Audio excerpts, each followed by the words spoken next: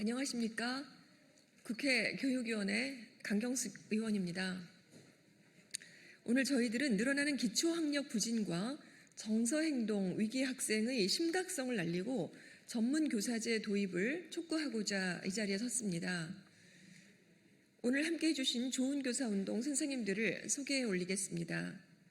한성준 공동대표님, 현승호 공동대표님, 이동진 정책위원님 모셨습니다. 최근 몇 년새 대한민국 학교 현장은 극심한 변화와 함께 혼란을 겪고 있습니다. 특히 기초학력 부진 학생과 정서행동 위기 학생의 급증은 더 이상 방치할 수 없는 심각한 공교육의 위협으로 떠오르고 있습니다.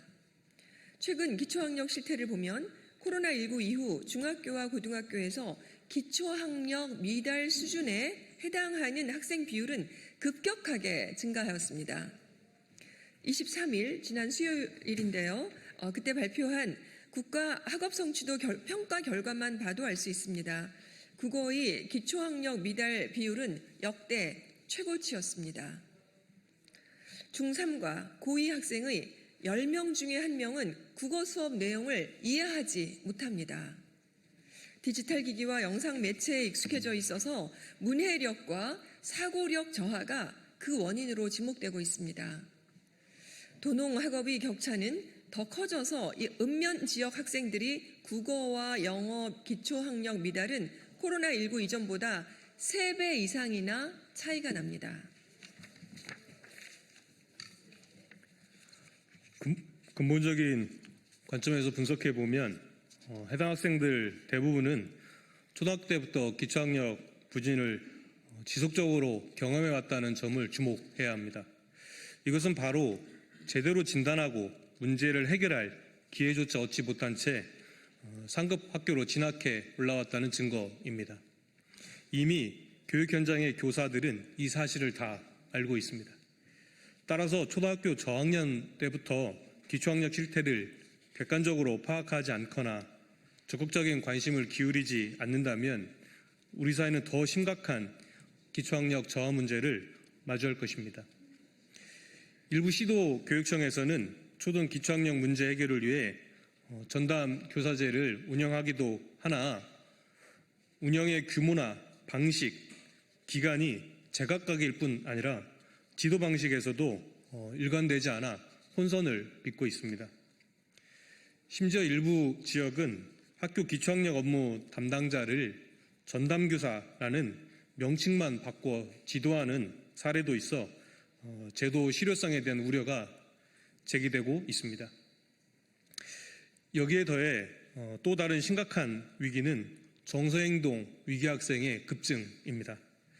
좋은교사운동이 건강보험심사평가원에 2017년부터 2024년까지의 자료 8년치를 분석한 결과 ADHD로 진단받고 치료받는 청소년 수는 2017년 4만 9천여 명에서 2024년 15만 2천여 명으로 3배 이상 증가했습니다. 또한 우울증으로 치료받는 청소년도 같은 기간 3만 1천여 명에서 8만 8천여 명으로 2.8배 증가했습니다. 여기서 무엇보다 주목할 점은 15세에서 19세 청소년들에게서 우울증이 집중적으로 나타나고 있다는 점입니다. 이런 청소년기의 우울증은 우울감은 물론 정서적 고립, 무기력, 자해 충동과 자살까지 이어지고 있습니다. 이는 향후 우리 교육 현장에 매우 큰 부담이 될 것으로 예상합니다. 바로 대한민국에 만연한 입시 경쟁의 고통이 가시화되고 있는 것입니다. 이러한 수치들은 단순한 통계가 아닙니다. 학생 한 명 한 명의 생명과 건강과 직결되어 있습니다. 학교 현장의 교사들에게도 매일같이 경험하고 있는 생생한 현실입니다. 수업 도중 고함을 지르며 교실을 이탈하는 학생, 자해 충동을 호소하지만 전문 상담 인력이 없어 방치되는 상황, 그리고 우울감으로 등교를 포기한 학생에게 학교가 아무런 개입조차 못하는 현실이 놓여 있습니다. 이는 단순히 교사의 능력 문제 때문이 아닙니다. 이는 명백히 학교 안에서 위기 학생을 조기 발견하고 지속적으로 중재할 수 있는 전문적인 인력과 시스템의 부재 때문입니다. 이제 우리는 묻습니다. 이처럼 공교육 붕괴 직전까지 내몰리는 상황에서 국가와 교육당국은 무엇을 하고 있습니까? 왜 여전히 이 문제를 개별 교사의 노력에만 맡기고 있는 것입니까? 해결책은 바로 기초학력 부진과 정서행동 위기학생 지원을 위한 전문 교사제 도입에 있습니다. 해당 제도는 기존의 담임교사나 상담교사만으로는 감당할 수 없는 기초학력과 정서행동 위기 상황에 전문적이고 구조적으로 대응할 수 있는 대안적인 인력 체계입니다. 기초학력 부진과 정서행동 위기 학생을 지원할 전문교사는 일정한 자격 요건과 전문 연수를 이수한 별도 인력이 될 것입니다. 교사 정원 외로 배치되어 교내 위기 학생을 조기에 발견하고 1차 개입, 기관 연계, 교사, 학부모, 상담교사 간 협업을 조율하는 핵심 역할을 각각 수행하게 됩니다.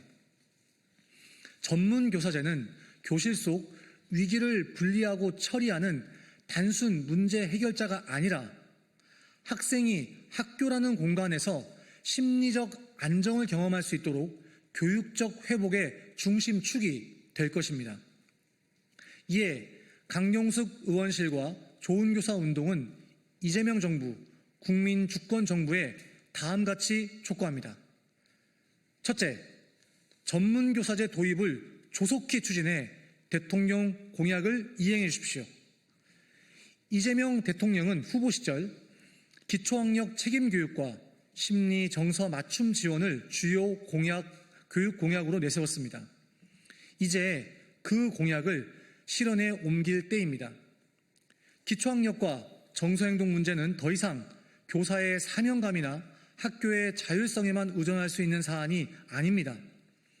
교육 위기에 효과적으로 대응하기 위해서는 이를 감당할 수 있는 공적 책임 체계인 전문 교사제를 조속히 도입하여야 합니다. 둘째, 전문 교사제를 기반으로 기초학력 보장을 위한 교실, 학교 안, 학교 밖이라는 3단계 안전망을 내실화하고 정서행동 위기학생 지원을 위한 다층적 지원 체계를 구축하십시오. 기초학력 부진과 정서행동 위기는 결코 단기간의 일회성 개입으로 해결될 수 없습니다. 이 문제는 학생의 성장 과정 전반에 걸쳐 나타나는 누적된 결과이며 따라서 지속적이고 구조적인 개입이 필요합니다. 전문 교사제를 중심으로 기초학력을 보장하는 3단계 안전망 내실화와 정서행동 위기학생을 지원하는 다층적 대응 체계를 반드시 마련해야 합니다. 정서행동 위기학생 지원은 단일 교사나 학교의 자율에만 의존해서는 결코 충분하지 않습니다. 전문교사제를 중심에 둔 구조적 대응 체계와 행정적, 재정적 뒷받침이 함께 마련되어야만 공교육의 회복 가능성이 열립니다. 셋째, 전문교사제의 핵심은 전문성입니다. 국가 차원의 체계적인 양성 과정과 운영 지원 방안이 마련되어야 합니다. 전문교사제는 단순히 기존 교사에게 업무를 추가로 부여하거나 그저 특정 직위의 명칭을 바꾸는 방식으로는 실효성을 거둘 수 없습니다. 기초학력 부족 학생과 정서행동 위기 학생을 지원하는 교사는 해당 분야에 대한 전문성을 갖춘 별도 인력이어야만 합니다. 이에 대한 체계적이고 지속적인 양성과 지원이 반드시 병행되어야 할 것입니다. 예, 그렇습니다. 이제 더 이상은 기초학력 부진과 정서행동 위기 학생의 문제를 방치해서는 안 됩니다. 이는 공교육의 근본 과제이며 학생의 인권과 생명 그리고 교사의 생존권과 교권이 함께 걸린 문제입니다. 전문교사제 도입은 공교육 회복의 첫 단추가 될 것입니다. 이러한 노력이 대한민국 학교 현장을 지키고 우리 아이들의 삶을 지켜내는 출발점이 되기를 간절히 바랍니다. 감사합니다. 이후에는 홍인기 선생님의 자유 발언이 있겠습니다. 학교 현장에 계시는 선생님 모셨습니다. 네, 안녕하세요. 고양시에 근무하고 있는 초등학교 교사 홍인기입니다. 33년 차 된 교사인데요. 사실은 저희 막내가 지금 중3인데 난독증을 가지고 있습니다. 학습장애로 분류돼야 되지만 저희 나라에서는 분류되지 않습니다.